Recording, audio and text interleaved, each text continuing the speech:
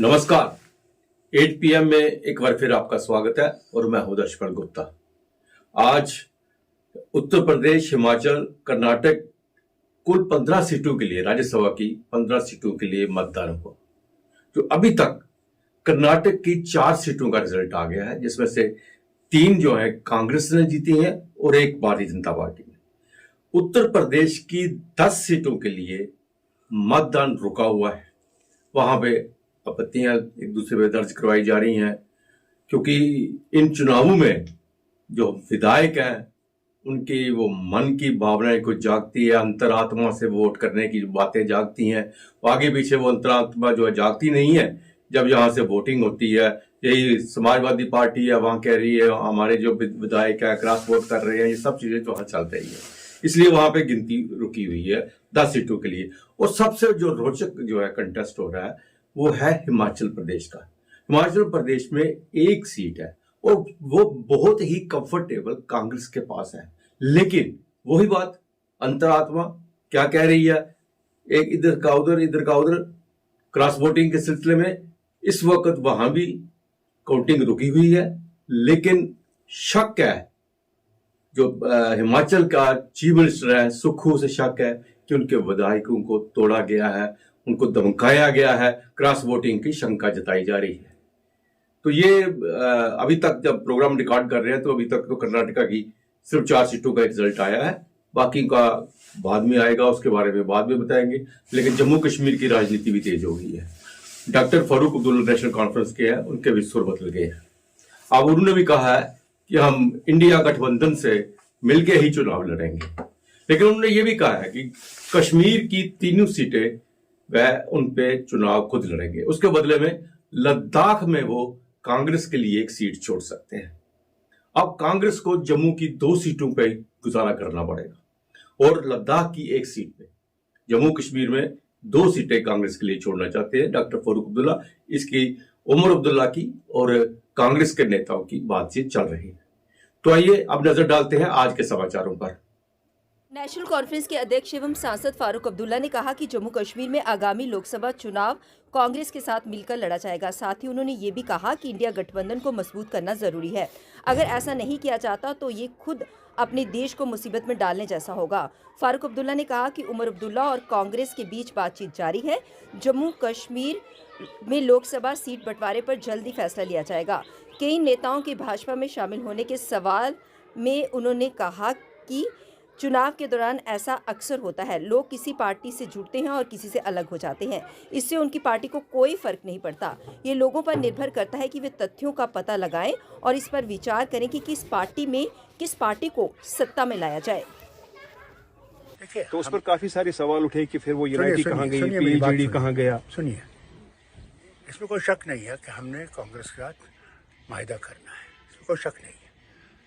उमर साहब उनसे बात कर रहे हैं, मेरे ख्याल से कुछ दिनों में ये फैसला हो जाएगा और हम लोग इकट्ठे लड़ेंगे। इंडिया जो एक ग्रुप बना हुआ है उसको मजबूत करना बहुत ज़रूरी है, और अगर हम मजबूत नहीं करेंगे तो हम खुद अपने वतन को मुसीबत में डालने वाले। और क्या, क्यों नहीं करना है, ज़रूरी है। हम अकेले तो रह नहीं सकते, हम मुल्क का एक हिस्सा हैं, और जितना हम मुल्क के हिस्से के साथ रहकर मजबूत होंगे, अकेले नहीं हो सकते।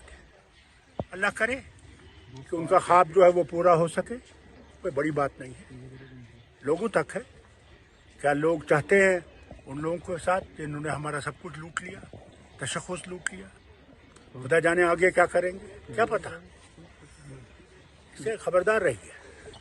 असेंबली इलेक्शन भी होंगे इंशाल्लाह, हम तो चाहते हैं कि जल्दी हो। वैसे उमर साहब ने भी अभी बयान दिया है, अफसोस इसी बात का है कि पार्लियामेंट्री इलेक्शन लड़ सकते हैं, स्टेट इलेक्शन क्यों नहीं लड़ सकते, क्या वजह है। एक बार फिर जम्मू की कोट बलवाल जेल में बड़ी सुरक्षा चूक सामने आई।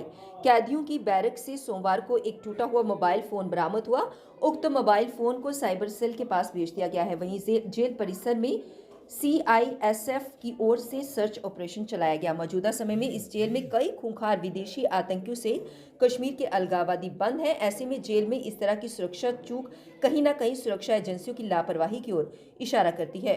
पुलिस थाना घरोटा के SHO अर्जुन मल्होत्रा ने बताया कि जेल परिसर से मिला मोबाइल फोन टूटा हुआ है और उसमें सिम कार्ड भी नहीं है।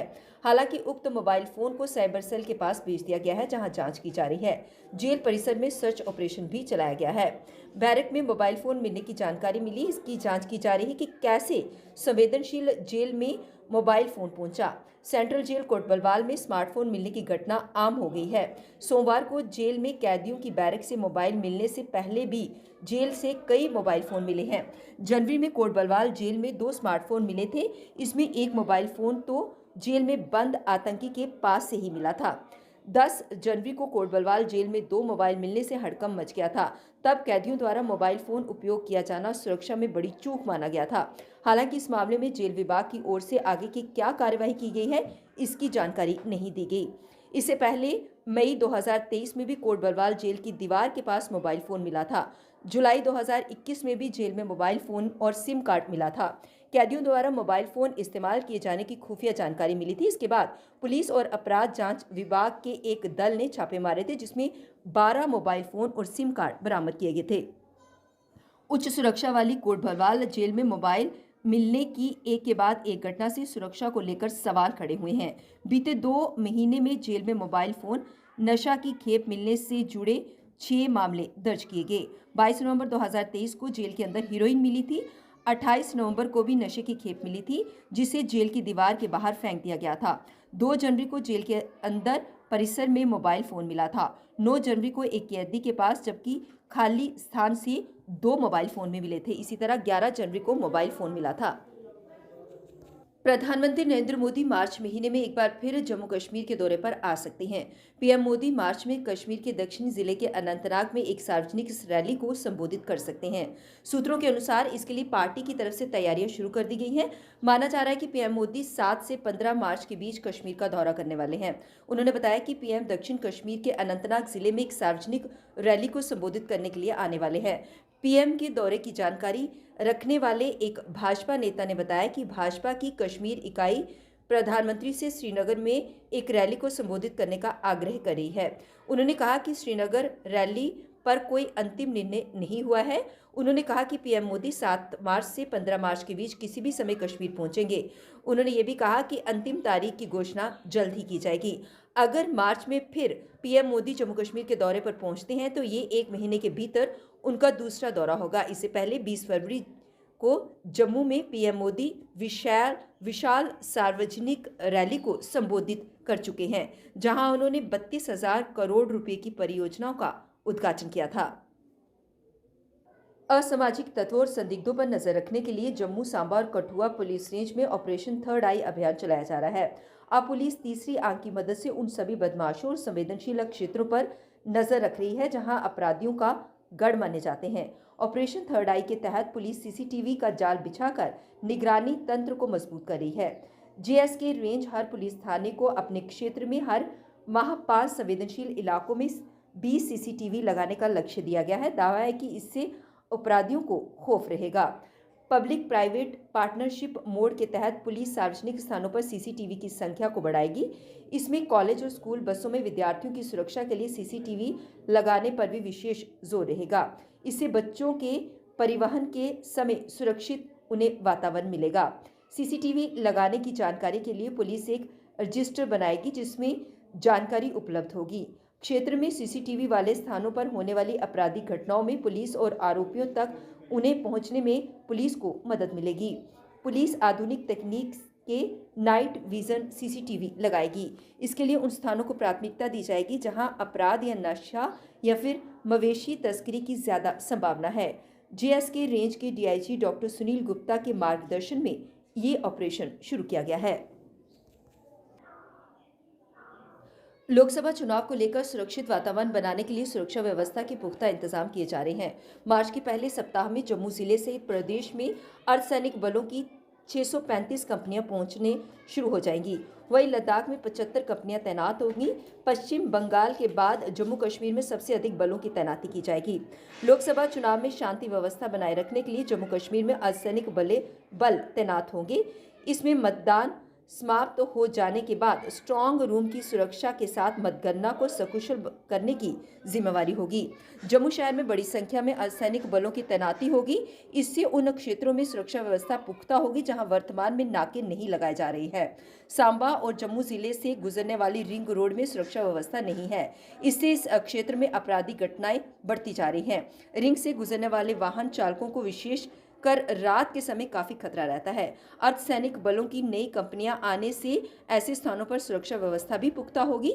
जम्मू जिले में भी 100 के करीब कंपनियां तैनात की जाएंगी। इससे जिला में सुरक्षा व्यवस्था और पुख्ता होगी।